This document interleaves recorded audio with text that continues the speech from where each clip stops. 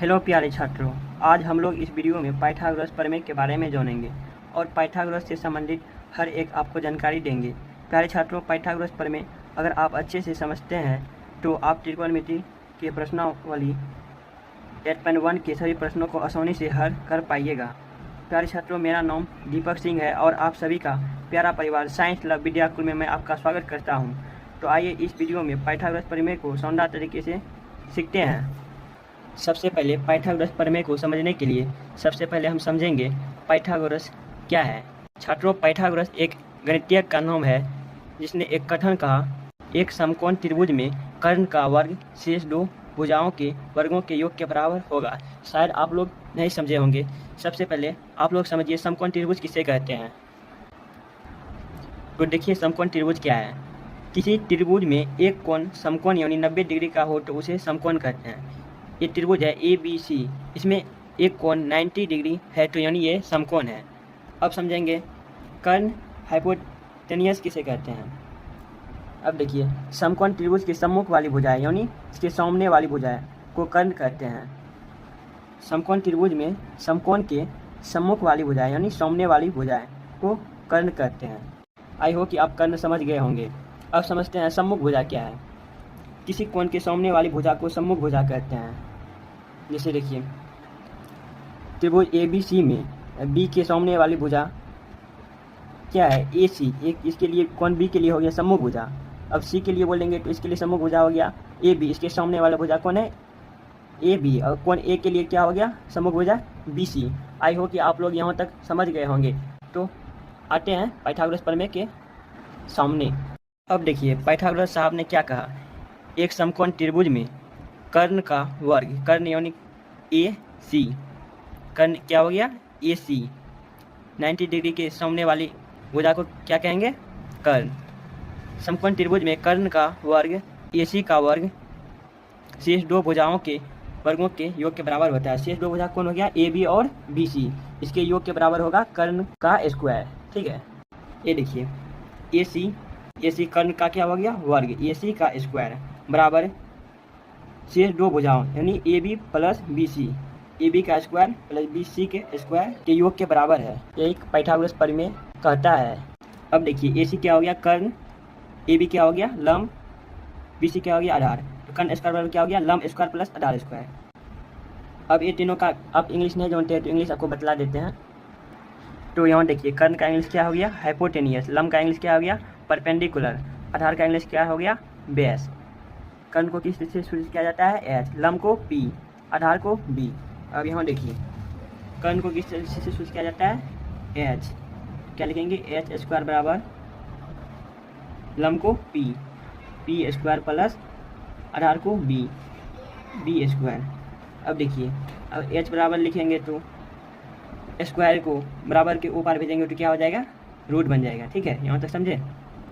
तो क्या हो जाएगा, P square plus B square. अब हम लंब निकालेंगे तो क्या करेंगे, लिखते हैं P स्क्वायर। लंब को किस तरह सूचित किया जाता है, P द्वारा।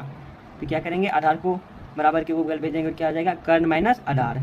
कर्ण को किस तरह सूचित किया जाता है, H स्क्वायर माइनस आधार, क्या हो जाएगा, B square.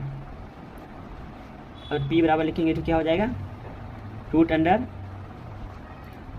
H square minus B square. अब निकालेंगे B स्क्वायर यानी आधार स्क्वायर बराबर। तो क्या करेंगे, लंब को इस बगल भेजेंगे बराबर के इस बगल, तो क्या हो जाएगा, कर्ण स्क्वायर माइनस लंब स्क्वायर।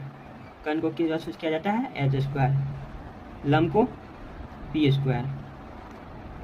अब बेस बराबर लिखेंगे, खलिया बेस बराबर, तो क्या हो जाएगा, स्क्वायर को इस बगल भेजेंगे तो क्या हो जाएगा, root under H square minus P square. I hope कि आप यहाँ तक समझ गए होंगे। यहाँ तक समझ गए तो इस फार्मूला पर उदाहरण बनाएंगे। पाइथागोरस के फार्मूला पर क्या बनाएंगे, उदाहरण। अब ये देखिए प्यारे बच्चों, पाइथागोरस प्रमेय के सूत्र पर ये क्वेश्चन दिया गया है। इसमें कह रहा है AC 5 सेंटीमीटर, BC 4 सेंटीमीटर और AB निकालना है। अब देखिए, कोण B क्या है, समकोण है यानी 90 डिग्री। हम जानते हैं 90 डिग्री के सम्मुख कर्ण कर्ण दिया गया है और नीचे क्या है, आधार, और हमको क्या निकालना है, लंब। तो आइए निकालते हैं। पहले हम लिखेंगे पाइथागोरस प्रमेय से, पाइथागोरस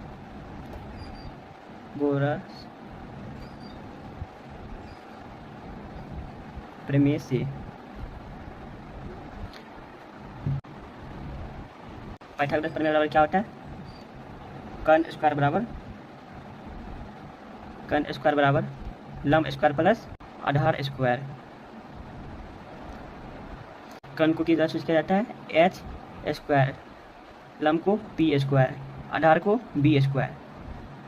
अब क्या दिया गया है, देखिए एच दिया गया है, क्या दिया गया है, 5 सेंटीमीटर, 5 सेंटीमीटर क्या कर देंगे स्क्वायर, बराबर पी कितना दिया गया है, लंब नहीं दिया गया है तो लिख देंगे पी स्क्वायर, प्लस बी कितना दिया गया है, 4 सेंटीमीटर। देखिए बेस यानी आधार कितना दिया गया है, 4 सेंटीमीटर का स्क्वायर। अब देखिए अगर बी बराबर निकालना तो क्या करेंगे, 4 सेंटीमीटर को इस बगल भेजेंगे, आधार को इस बगल भेजेंगे, बराबर किस बगल। सबसे पहले 5 का स्क्वायर क्या होता है, 25 सेंटीमीटर गुना सेंटीमीटर क्या हो जाएगा, सेंटीमीटर स्क्वायर। अब देखिए सॉरी माइनस हो जाएगा, इसको बेस को इस बगल लाएंगे तो क्या हो जाएगा, माइनस 4 का स्क्वायर क्या हो जाएगा, 16 सेंटीमीटर स्क्वायर, बराबर किस बगल क्या बचेगा, पी स्क्वायर। अब देखिए 25 में 16 गया कितना बच जाएगा, 9 सेंटीमीटर स्क्वायर, बराबर पी स्क्वायर।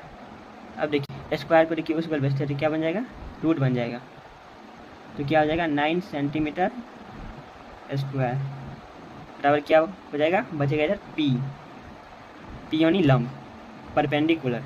अब देखिए इसको रूट से बाहर निकालेंगे तो कैसे निकालेंगे, ऐसे देखिए ये क्या है, 3 सेंटीमीटर गुनो 3 सेंटीमीटर मिल के बनाया है 9 सेंटीमीटर स्क्वायर। अगर रूट से बाहर निकालेंगे तो एक बाहर निकल जाएगा, तो कितना बचेगा, 3 सेंटीमीटर, बराबर क्या हो जाएगा पी। तो परपेंडिकुलर कितना आ गया, 3 सेंटीमीटर। आई हो कि आप ये सवाल बना लेंगे। चलिए अब हम समझेंगे समकोण त्रिभुज के भुजा से संबंधित अनुपात। प्यारे छात्रों, अब हम लोग समझेंगे समकोण त्रिभुज के भुजा से संबंधित अनुपात। गणितीय लोग के द्वारा समकोण त्रिभुज के दो भुजा को मिलाकर किसी एक रूप दिया गया जिसका नाम अलग अलग है। आइए हम लोग जानते हैं। सबसे पहले दिया गया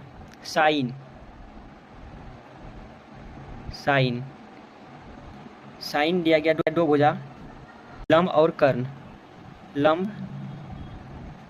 लंब बटे कर्ण यानी P/H। अब कौस का दो भुजा दिया गया, कौस को बतलाया गया आधार बटे कर्ण, आधार बटे कर्ण के रूप को क्या दिया गया, कौस। अब tan का रूप दिया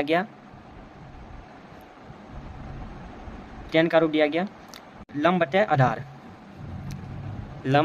आधार को मिलाकर किसका रूप दिया गया, tan को, इसको क्या कहेंगे B/H, इसको कहेंगे P/B, परपेंडिकुलर बाय बेस। अब देखिए अब दिया गया कोसेक दिया गया कर्ण बाय लंब के रूप को। देखिए इसका उल्टा, साइन का उल्टा कर्ण बाय लंब के रूप को क्या दिया गया नाम, कर्ण बाय लंब के रूप को क्या नाम दिया गया, कोसेक। लिखेंगे H/P। अब देखिए अब दिया गया सेक दिया गया कौस के उल्टा कर्ण बाय आधार के रूप को नाम दिया गया, कर्ण बाय आधार के रूप का नाम क्या दिया गया, H/B। कर्ण बाय आधार के रूप का नाम दिया गया सेक। अब देखिए कौट, छठा क्या है, कौट नाम दिया गया tan के उल्टा यानी आधार बाय लंब,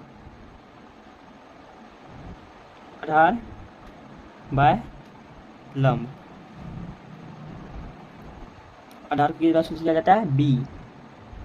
बेस, लंब को पी, परपेंडिकुलर। आई होप कि आप लोग यहाँ तक समझ गए होंगे। अब देखिए कैसे इसको आर रखना है।